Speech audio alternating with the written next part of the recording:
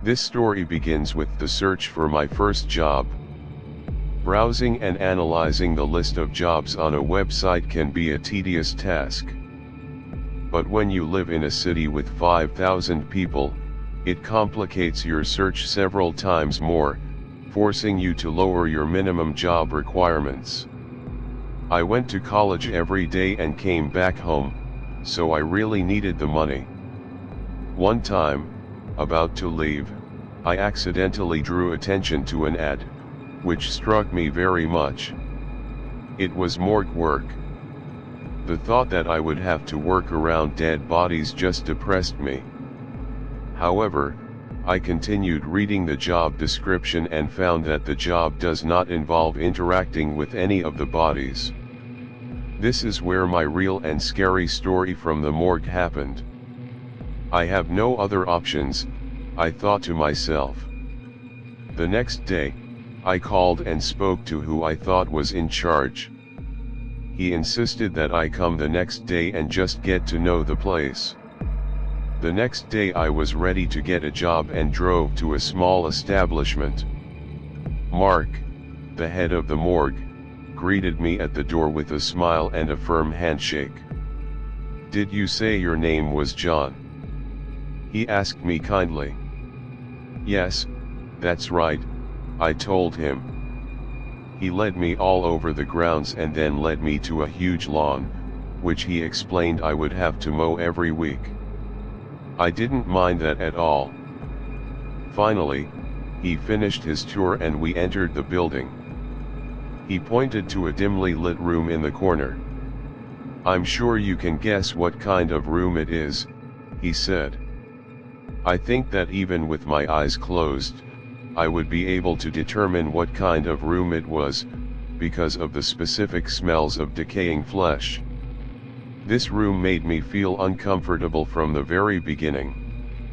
If I knew what scary stories this morgue hides, I would not even step here. Then he went to another small room and took the keys from his thigh.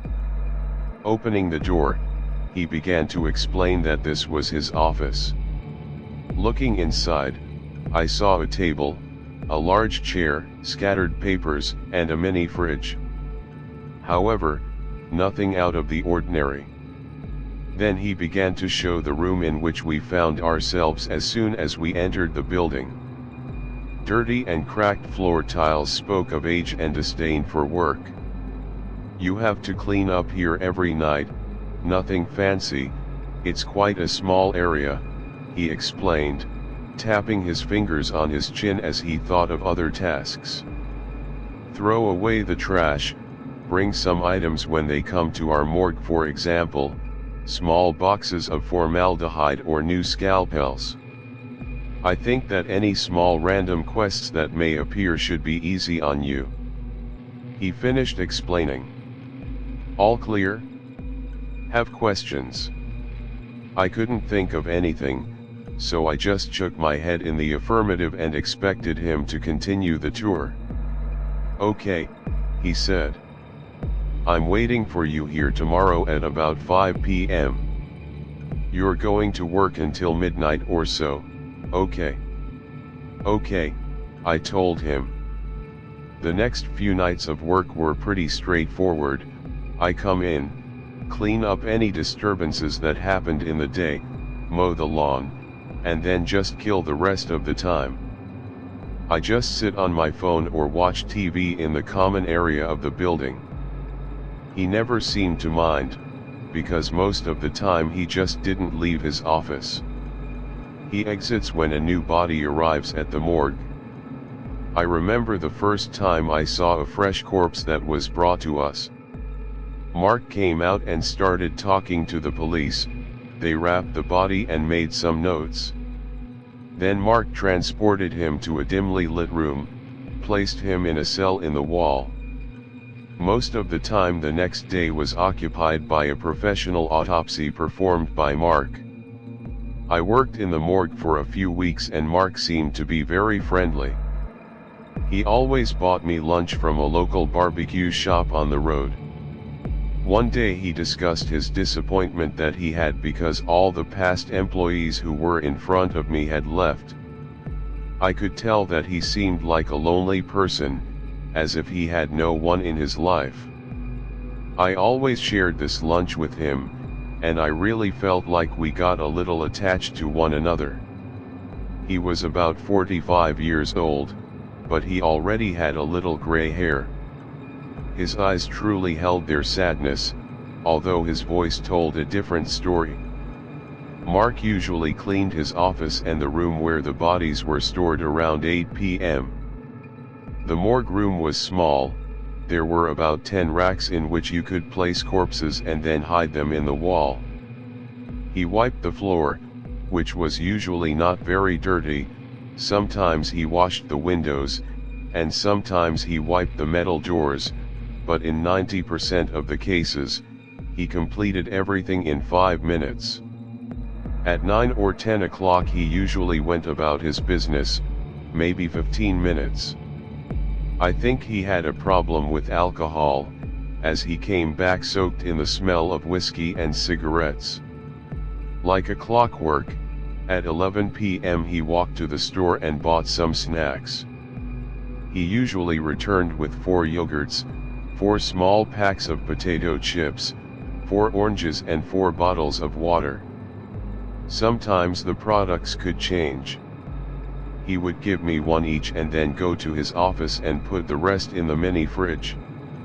Mark always stayed longer than me, so I think he bought them for himself later. One night at about 9 o'clock, Mark left the room where the bodies were kept with a strange feeling of anger. He slammed the door to the room so hard that it opened slightly. At that time, I was in the process of cleaning the floor in the common room, so I looked into that room. The floor was very dirty there because I think Mark just dropped the formaldehyde bottle. Glass was scattered all over the floor and brown liquid was spilled. I realized that Mark was very angry, so I left. I thought that if I cleaned the room, I would impress my boss. I went in and immediately began to wipe. I collected the shards of glass and threw it away. I was almost done when I heard sounds in the building. I looked up, expecting someone to enter the room, but no one was there. I definitely just heard a noise, so I kept my head up, expecting to hear something else. I heard a knock again, and in surprise jumped like a frightened cat. A noise came from the wall behind me. At least that's what I thought. I stood in the room for the next 5 minutes but didn't hear anything else. The morgue room still kept me on my toes. I left the room, convinced that I was just making myself sound, since this was the first time I stepped foot in this strange place. I was watching TV in a small room when Mark returned. The smell of liquor instantly penetrated my nose. He looked at me after looking into the room with the bodies.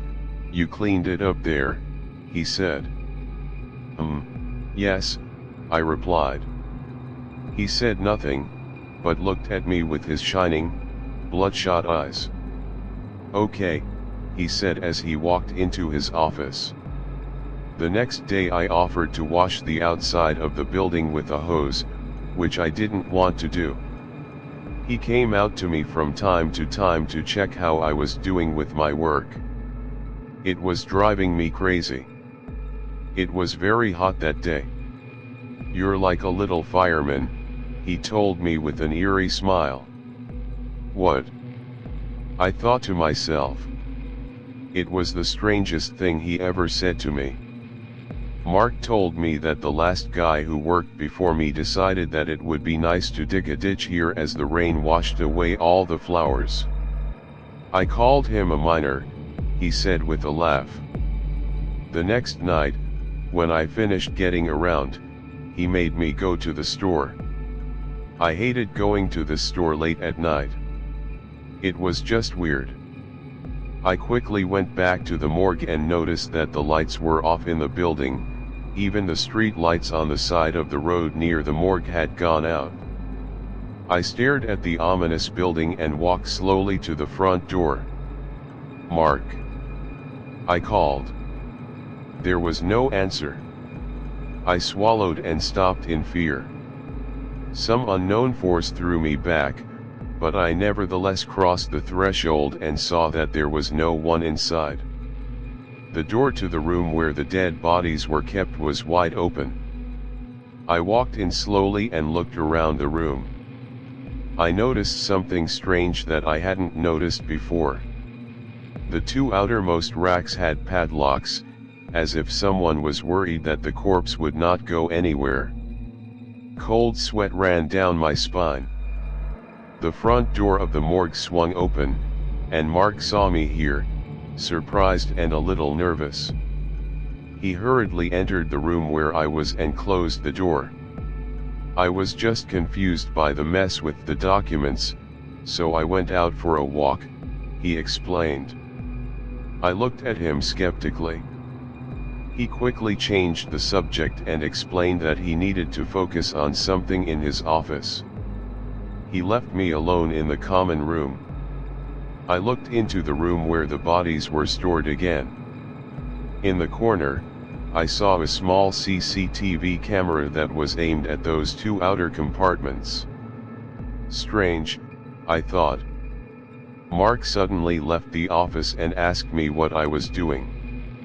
I turned around and said, "Nothing." There was an awkward moment of silence. Mark had a sharp and angry look. "Why is the camera pointed so strangely?" I asked in a trembling voice. He lightened his tone and explained that the previous employee said that this is the best place for the camera, because she can see the whole room. He returned to his office, closing the door behind him. I haven't seen him all night. I knocked on his door at midnight, but there was no answer, so I just said goodbye to him. I left the morgue where this strange story took place and went to my car in the parking lot. Through the very dim light of Mark's window, I could see his gloomy and frightening silhouette. I started to get extremely paranoid. I pulled out of the parking lot and headed home, realizing that, because of my excitement, I forgot to pick up my wallet and phone from the employee locker. I slapped my hands on the steering wheel in anger. I don't want to go back. In about 15 minutes I was near the gloomy morgue. I stopped in front of the morgue and looked through the black windows. I couldn't even bring myself to get out of the car. "I'll pick up my things tomorrow," I thought to myself. The next day at 5 p.m. I was already at my workplace. I hadn't seen Mark for an hour. I assumed he was in his office. The grass was cut down, the floor was mopped up, the debris was thrown away and the windows were clean. I decided to kill some time by washing the dirty lawnmower. It took me half an hour. A few minutes later, Mark appeared out of nowhere. "There is my fireman," he exclaimed excitedly. This did not make me happy. I looked at him to acknowledge his presence. "Yes," I said, ignoring the conversation. After a few moments, I looked up again, but he disappeared like a ghost. I haven't seen him for the next few hours. I've done all the work I can. I even wiped all the chairs in the living room. After that, I knocked on Mark's door several times, expecting him to answer. There was silence. Moments later, Mark burst through the front door. He was clearly drunk. "June," his words were slurred. He could hardly walk in a straight line. He fumbled with his keys in the door of his office and, finally, opening it, he hastily pulled out the keys and slammed the door behind him. The keys slipped out of his hand and fell to the floor, but he didn't notice. I sat a little scared and dazed from what I had just seen. I looked at the keys on the ground and my thoughts began to lead me forward. I waited about 10 minutes and went to Mark's door. I knocked several times very lightly, but there was no answer. I knocked on the door 3 times. Nothing. I bent down and slowly picked up the keys. My curiosity was very great. I went to the room with the corpses and unlocked the door. A chill enveloped my body as I entered the room. I went up to 2 hinged racks, where the locks were hanging, and began to sort out the keys. I inserted the key and the lock opened. I recoiled in fear when I heard desperate sounds and a muffled scream. I stood on my feet, breathing heavily. I looked into the common room. Nothing has changed. Mark's door is still closed. I plucked up my courage and slowly rolled the body. My heart pounded when I saw a guy, maybe 18. He was wearing a dirty overalls with black boots. His mouth was covered with a rag and tied tightly around his face. His entire body was tightly bound with ropes, impairing his ability to move. His eyes spoke of fear and horror, but also desperately called for help. I stumbled, not knowing what to do. I had to open another counter. The key slid quickly and pulled out the padlock. The counter swung open quickly and I was again struck by an overwhelming sense of fear and danger. There was a roughly 23-year-old guy here, wearing an apparently fake police uniform. Used condoms were scattered around him.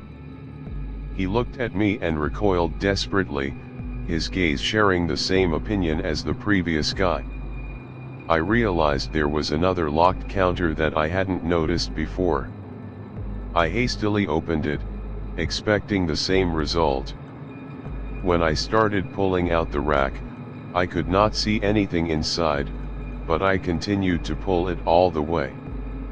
A photograph was taken at the very end of the counter. My picture when I was standing with a hose outside the building. In addition, there was a firefighter's helmet. I stepped back and turned pale. I ran out of the building and locked myself in my car. I haven't even had time to call the police yet. I just sat there in a stupor and thought about the maniac at work. Here is such a terrible story about the morgue that happened to me. Subscribe to the channel not to miss new stories.